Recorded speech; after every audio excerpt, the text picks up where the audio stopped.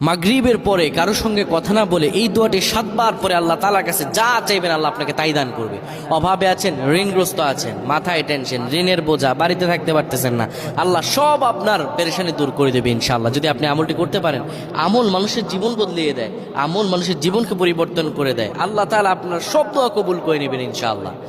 মাগরিব নামাজের পরে কিবলামুখী হয়ে থাকবেন, কারো সঙ্গে কথা বলবেন না, কারো সঙ্গে কথা না বলে কিবলামুখী হয়ে আপনি পড়বেন আল্লাহুম্মা আজরিনা মিনান নার, আল্লাহুম্মা আজরিনা মিনান নার, আল্লাহুম্মা আজরিনা মিনান নার।